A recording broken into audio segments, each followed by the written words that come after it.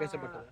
மரபணு பரிசோதனை இன்றைக்குல அகழ்வு பணி என்றது ஒரு தனிப்பட்ட செயற்பாடு.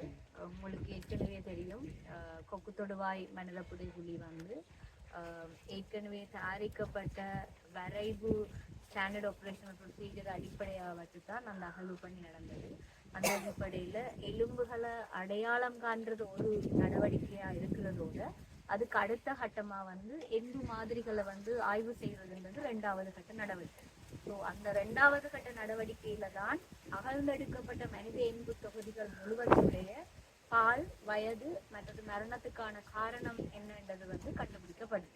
அதோட தொல்லியல் திணைக்களத்தினுடைய பணியின் அடிப்படையில கால அளவு என்னன்றது தொடர்பான விடயமும் அந்த நடவடிக்கையோடு சேர்த்து அறிக்கையாக நீதிமன்றத்துக்கு சமர்ப்பிக்கும். அது சமர்ப்பிக்கப்பட்டதன் அடிப்படையில 3வது கட்டமாக தான் தேடுதல் தொடர்பான விடயதானங்கள் நாங்க ஆரம்பிக்க வேண்டி இருக்கு.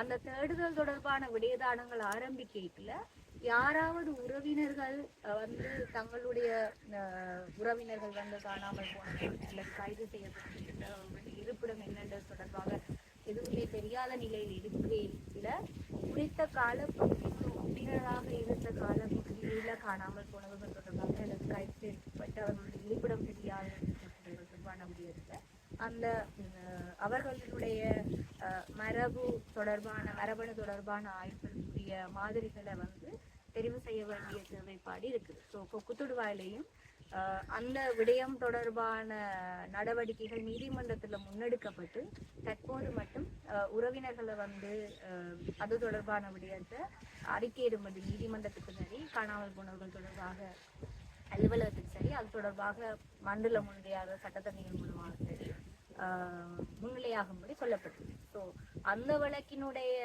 அடிப்படை நடவடிக்கைகளை நாங்க முன்னுதாரணமா வச்சுட்டால் நாட்டுல இருக்கிற ஏனைய புதைகுழி தொடர்பான வழக்குகள் தொடர்பான பிரச்சனைகளையும் கையாள வேண்டும் என்று சொல்லி என்ற ஒரு நிர்ணயம் அதாவது நல்ல ஒரு கற்றுக்கொண்ட பாடம் என்ற அடிப்படையில் இருக்கு.